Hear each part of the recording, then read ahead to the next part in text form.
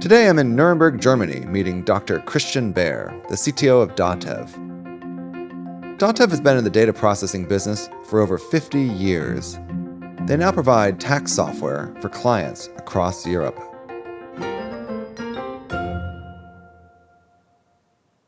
Dr. Baer, thanks so much for joining us. So tell us a little bit about Datev. Datev exists since 1966, founded by tax lawyers to do software for tax lawyers. And it's a long time we're already in the cloud business because we made our first data center in 1967. So a long time ago, before anyone talked about cloud. Up to now, we are about 8,500 employees. Mm-hmm. We are specialized for all about that stuff the tax accountants need. It's payroll, it's finance, accounting, all about that. Very, very software intensive. But it's about availability, reliability, security. More than security, trust. Security is something a lot of good suppliers can do that for you. Mm-hmm. But the trust is something a company, the people have to do with their customers. And security is the one thing. And trust is how do you use the data. So what sort of business challenges are you seeing or were you seeing? And because I also want to talk about how those challenges related to changes that you wanted to make within Datev. One of the biggest changes was really to how can we realize it to react in a very fast way. Mm-hmm. Sometimes the customer said, hey, it has to be faster. But the great external impact in our business is the government. They say the rules for payroll, they have to change. You get 2 weeks, 3 weeks, not more, to change it. Yeah, that's very fast. That's very fast. And in times of Corona, they sometimes say in 3 or 4 days. And therefore, if you were not agile enough to react in that way, you've got no chance. You're out of business. Yeah. I mean, one thing is understanding what the changes even mean. The second one is to do the change for itself. You got to do all that in 3 days sometimes. The first important point, I think, was we had, I think, like a lot of other IT companies as well, big monolithic applications. A long time to think about what can we do, what shall we do. Okay, no big monolithic programs anymore. Mm-hmm. Let's change it to small, flexible modules. Mm-hmm. And we change it to about 180 degrees. The customer has to be at the first. The customer has to be at the end. We talked to all of our 8,000 employees, and we realized that we have to change. Mm-hmm. And we can change out of a position of strength. Yeah. We've got no finance problem. Mm-hmm. We've got no market problems. Mm-hmm. There's no cost cutting. There's no people cutting. Yeah. It's just how to react faster and better to the customer, how to add more value than before. Yep. And that was a good precondition for all the change.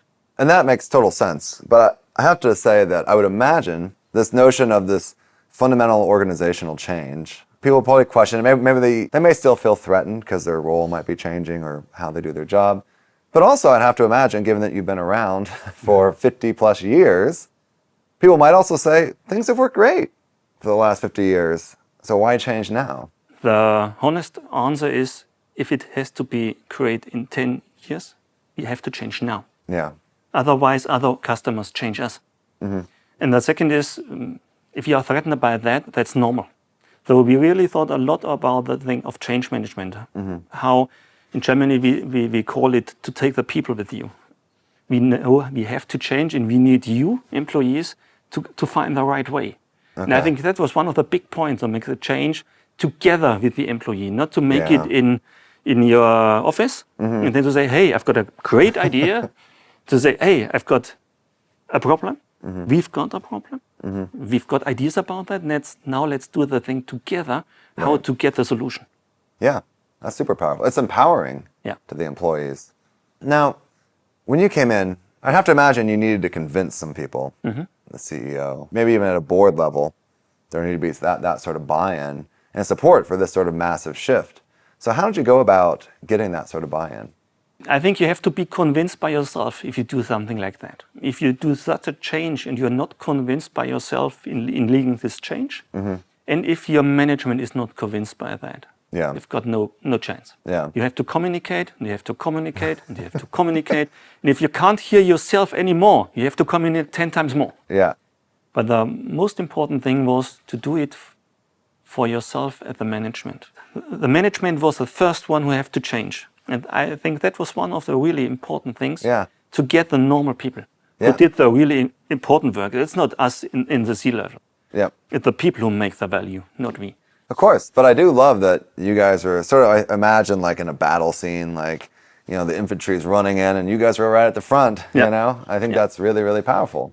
It is powerful, and it's important then to tell about that even the C-level is frightened sometimes. It's not easy for us to leave the things away we did for 10 years, to get in new situations. And that was really, really new. And the people realized that that's a change for us as well. Maybe harder than for the normal people.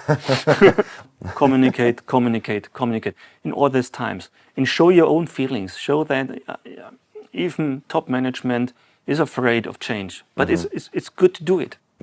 And that's an important thing. And I think it also sets the tone for the rest of the company. And then it's hard to say, oh, they change, why shouldn't we? And the next point is, if they already change, maybe they believe in that, what they say us. Now that you had the start of the change, like what did that process look like going forward? One of the learnings was you can change a system. It doesn't help you if you don't change the people. We finished the change of the system 1.5 years in the back. We have to change the people for more than 2 or 3 years forward. Wow. Because you give them freedom, but they have to learn how to deal with that. You give them the opportunity to decide for their own, but they haven't learned it in the last 5-10 years. What changed in the technology? I think the technology was one of the reasons why we got the problem at all. Because therefore we realized if we want to do these changes, driven by the thought to add more value to your customer. And therefore we say, okay, we have to do the technology change. And in our business, payrolls, finance statements, your customer doesn't care about on-premise, doesn't care about cloud. Of course. They care about more value, about more comfort, more security. And therefore, we are convinced that's just possible in a cloud way of tomorrow. You can't add this value anymore to the old world, like we call it. And so how did you think about prioritizing? Go away from the monolithic big applications, go down to small modules. To do all these changes by running business. By running payroll, there is no fun in, we are 4 little weeks later. No you way. Will be very unhappy. In German, we call this Operation am offenen Herzen, like a doctor who makes you a heart attack. You have to do it by the way. You can't put out the heart back. It's like, changing the engine while the plane's in flight. Right? Exactly. Another point was, don't do it alone. Do it with partners. Go into an ecosystem. There are a lot of problems others have already changed, already solved. Sometimes the problems for the customer, but even more the problems about technology.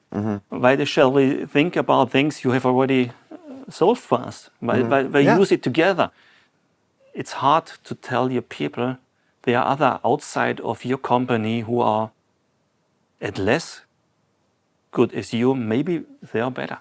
Maybe they are faster.